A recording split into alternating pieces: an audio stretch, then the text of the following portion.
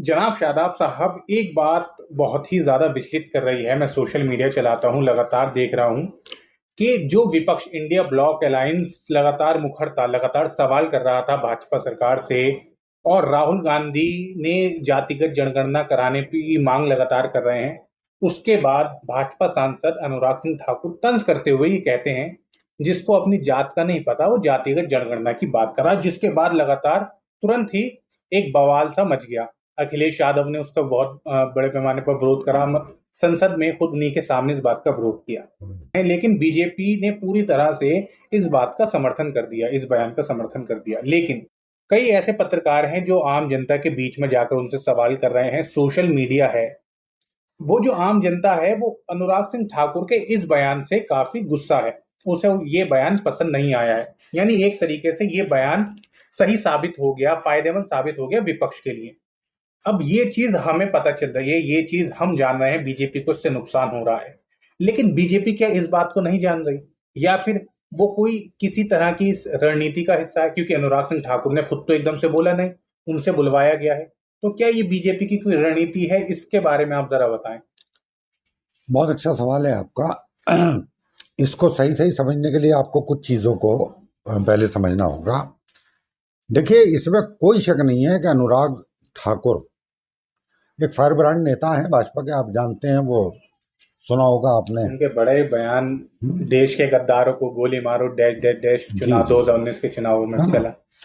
अच्छा, हर पार्टी कुछ लोगों को रखती है इस्तेमाल करने के लिए। हर जमाने में जब राजा हुआ करते थे तो वो भी कुछ लोगों को इस्तेमाल करने के लिए कुछ नवाबों को रखते थे, उनकी बलि चढ़ा दिया करते थे मौका आने पर।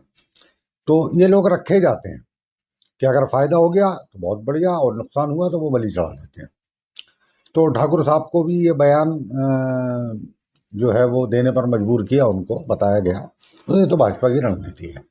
आपने देखा होगा कि वो कुछ लोग हैं जो यानी कि मौका देखकर जो है ना ट्राई करते हैं कि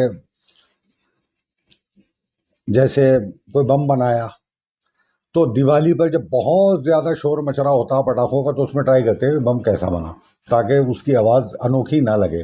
ठीक है ना? तो ये एक तरह की ट्राई थी, ये देखना चाह रहे थे कि इसका असर क्या होता। बहरहाल, अब इसके दो पहलू हैं।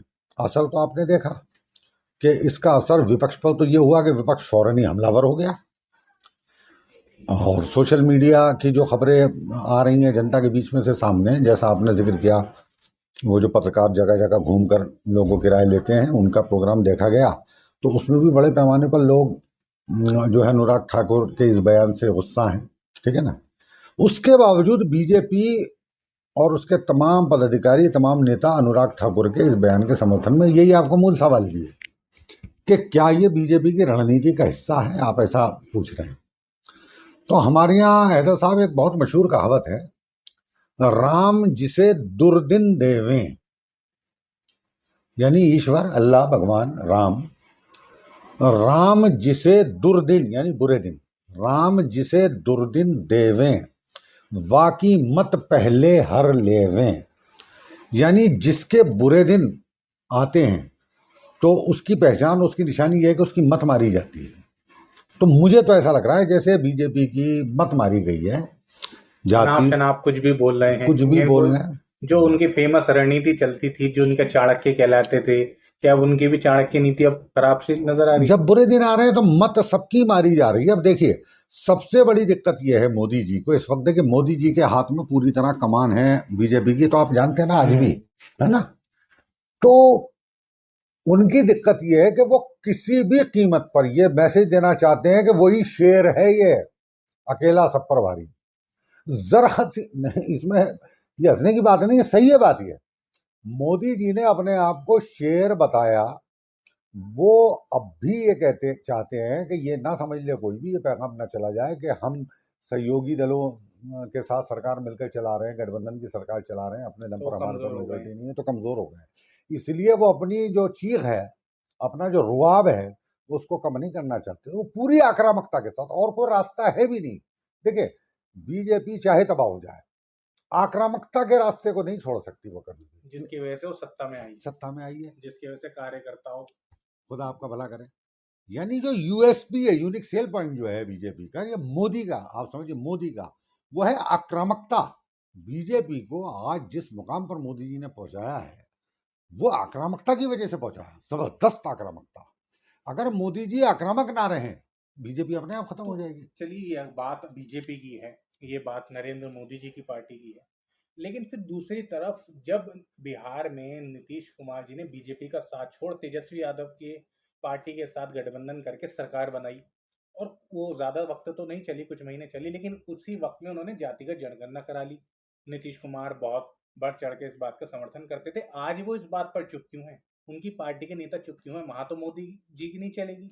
देखिए, इसके लिए फिर आपको एक दूसरे पहलू को समझना पड़ेगा। नीतीश कुमार, इसमें कोई शक नहीं है कि ईमानदार आदमी है, उन पर कोई दाग नहीं लगा, उनके राजनीतिक जीवन पर कोई इल्ज़ाम नहीं लगा, और बड़े अच्छे लोग उनके साथ हैं, नेता केसी त्यागी वगैरह और बहुत सारे लोग हैं, राजीव रंजन वगैरह। तो मैं आपको बताऊं कि नीतीश कुमार जो हैं वो बहुत ही महत्वाकांक्षी आदमी, एम्बिशियस बहुत है उस आदमी के अंदर, और वो चाहते हैं कि मैं प्रधानमंत्री बनूं। देखिए, ये इंडिया गठबंधन ये किसकी देन है? नीतीश कुमार की, है ना? ही सभी नेताओं कोई के सोचा पास भी नहीं था किसी ने कि विपक्षी एकता हो सकती है। उस आदमी ने कमरतोड़ मेहनत की, विपक्षी एकता का वो समझिए नेता बना, विपक्षी एकता को लेकर वो जगह जगह घूमा, बात की, और उन्हीं की कोशिशों से, नीतीश जी की कोशिशों से आज इंडिया गठबंधन जो आप देख रहे हैं वो नीतीश की कोशिशों से बना। लेकिन आप अंदाजा लगाइए उस आदमी की दूरदर्शिता को, कितनी दूर की देखने वाला वो आदमी है। वो जान रहा था कि 2024 के लोकसभा में क्या होने जा रहा है। अच्छा, नीतीश जी को ये लगता था कि जब मैं गठबंधन का नेतृत्व करूंगा, गठबंधन की मैं कोशिश करूंगा, विपक्षी दलों की, मैं भागूंगा, दौड़ूंगा, मेहनत करूंगा, तो तरीका ये होता है कि जो भी आदमी मेहनत करता है वो उस जिस मकसद के लिए मेहनत करता है उस मकसद का इमाम या उस मकसद का नेता या उस मकसद का लीडर हो जाता है। ये तरीका है। आप भी किसी मोहल्ले के अंदर लोगों को इकट्ठा करिए किस मकसद के लिए, कि भाई हम चाहते हैं यहाँ सफाई सुथराई का इंतजाम हो, यहाँ पर चोरी वगैरह ना हो, उसके लिए हम ये सब चाहते हैं, लोगों को इकट्ठा करेंगे। जब एक संगठन बनाएंगे तो आप कहेंगे भाई इसका एक प्रधान चुन लीजिए, तो लोग आपको चुन लेंगे क्योंकि आप मेहनत कर रहे हैं। ये कुदरती तरीका है। नीतीश जी को ये लगता था कि मैं इस गठबंधन का कन्वीनर बनाया जाऊंगा, और बाद में नीतीश कुमार जी प्रधानमंत्री का चेहरा बनना चाहते थे। वो चाहते थे कि सारे विपक्षी दल मजबूर हो जाएंगे इस बात के लिए कि वो नीतीश कुमार जी को प्रधानमंत्री का चेहरा बनाए।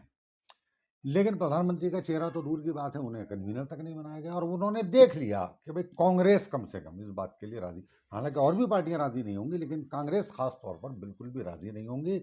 उन्होंने देख लिया कि मुझे प्रधानमंत्री नहीं बनने दिया जाएगा। तो नीतीश कुमार जो बहुत महत्वाकांक्षी हैं, तो वो एक बात और है उनके अंदर कि जब उनको मिलता नहीं, वो कहते हैं ना, वो उसका क्या नाम है, मटकी फोड़ देना, छींका फोड़ देना, बिखेर देना, दाल बिखेर, मुझे नहीं मिली बिखेर दूंगा। मतलब जो लूडो खेल रहे हैं तो कुछ नहीं हुआ तो पूरा ही फेंक बस दिया, बस पूरा फेंक दिया, बच्चों की तरह। जी जी जी जी।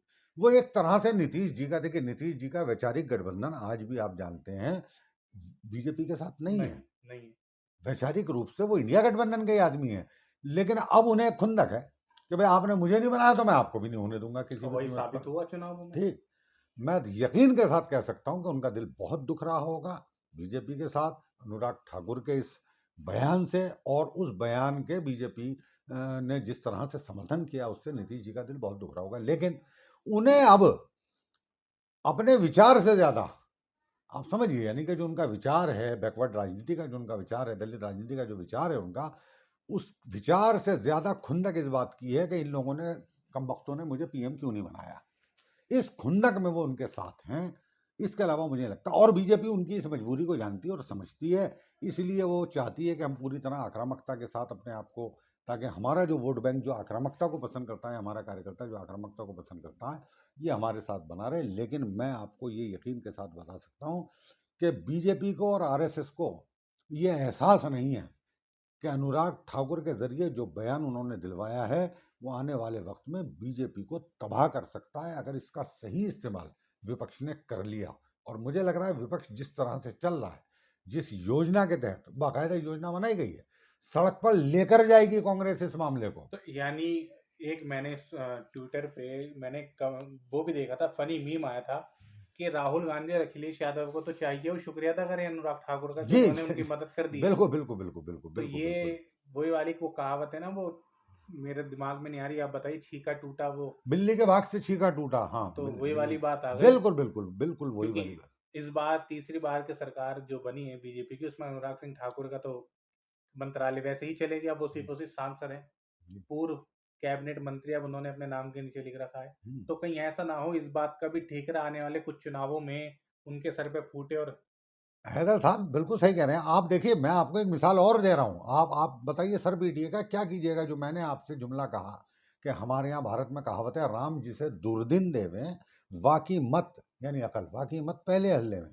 ये बयान वो किसी बीजेपी किसी दलित सांसद से भी दिला सकती थी, किसी ओबीसी सांसद से भी दिला सकती थी। दिलाया किससे? ठाकुर से।